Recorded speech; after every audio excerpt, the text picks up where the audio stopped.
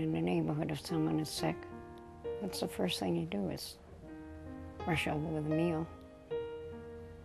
So basically, that's what we're doing here, except it's a little bit bigger. But somebody's stopping by to say hello with a meal, because somebody's not feeling well. First time I went around, I didn't know what I was going to find on the other side of the door. But I found a lot of thankful people, and that made me feel thankful for having that chance to be there.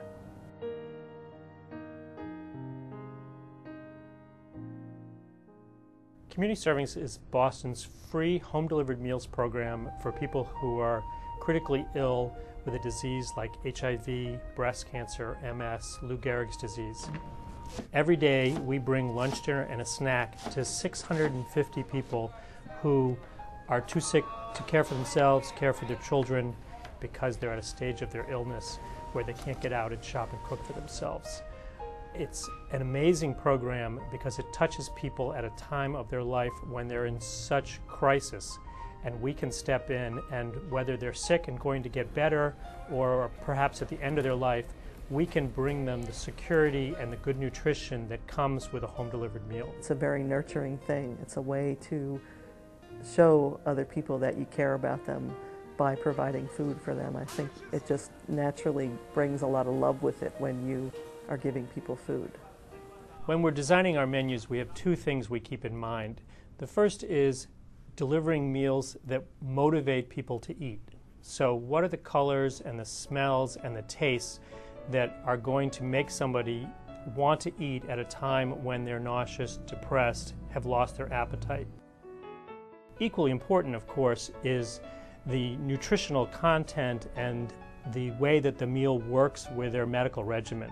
So we do 30 different special diets for clients who are diabetic, need a low-salt meal, aren't able to chew, and we make sure that the meals are filled with nutrients and high protein to help them get the energy they need to fight the disease. A meal from Community Servings does make a big difference in the patient's health outcome. Patients with these types of chronic illnesses need a certain amount of calories every day, but those calories need to be appealing, and the meals need to be delivered in a way that people will eat and consume, and that's what I think Community Servings does. You're part of their lives because you're talking to them all the time and making sure that they're getting what they need. And a lot of them tell me every day they don't know what they would do without Community Servings. What we do here helps those clients to have a life that perhaps they wouldn't be able to have, and helps them to be a part of the larger community. Our primary mission is to feed the critically ill, but our secondary mission is to offer volunteer opportunities for people in the community who want to make a difference for their neighbors, for folks down the street. We work hard to have folks in our kitchen delivering meals, helping us with fundraising, where it's rewarding for them and they know that they're touching somebody's life every day. And I do feel like I make a difference here every week. I make a difference in the lives of the staff here because I'm helping them, and I make a difference in the lives of the clients who are getting the food that I'm helping to put together. Community Servings is a wonderful organization that does tremendous things in the community, and we just feel as though when they came to us that we wanted to be part of helping them become even more successful.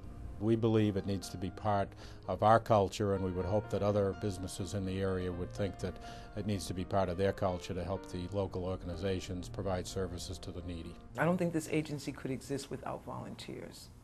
There are sometimes when you don't think you can do it, and yet you do it because you know that another person is depending on it.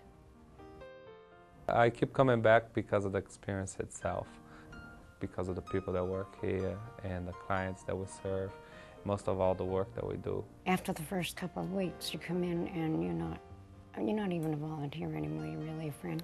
They have a lot of fun when they're here. I think all of the staff bring something in here every day to make sure that all the volunteers have a good time. The challenge, of course, is how do you deliver 650 meals to folks every single day and make them look good and taste good? We know how to do that because we've been doing it for 15 years. What we struggle with is to find the resources to make that happen. where do we find enough volunteers to prepare and deliver the meals? Where do we find the financial resources so that we can expand and serve more people?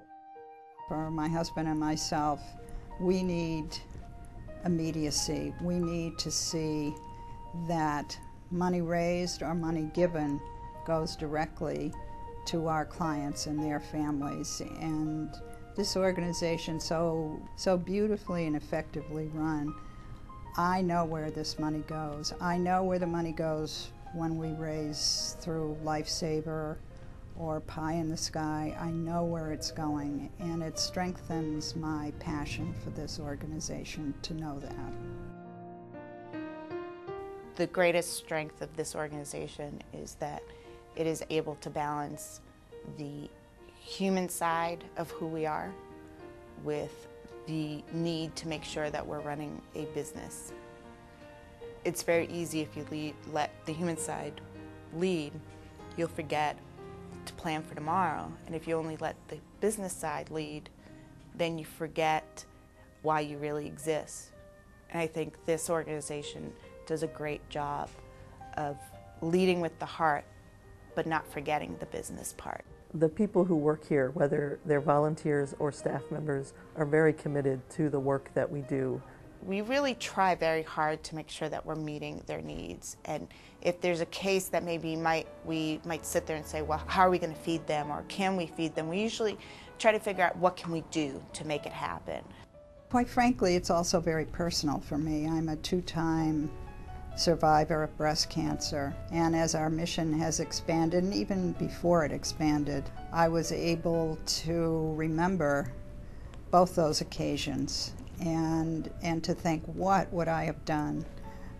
Were I alone? Were I without friends, family, support people, or whether I was living below the poverty level, as many of our clients are? What would I have done? My family needed, because sometimes I don't feel like cook because my virus don't let me do it, because it's a lot of stress, a lot of pain everywhere. I have to take care of my husband, I have to take care of my child, and sometimes I ain't got no time in this moment. That save time for myself so I can live more longer, I can share more longer with my children. We share the planet with those who are doing better than us, with those who are doing not as well as us. And we have an obligation to both, particularly those who are not doing as well as we are. As a volunteer here, I've experienced lots of wonderful things. But the most important thing is that every week I feel like I make a difference in somebody else's life. It's very sad when a person dies of a disease, but it's tragic if they die of hunger.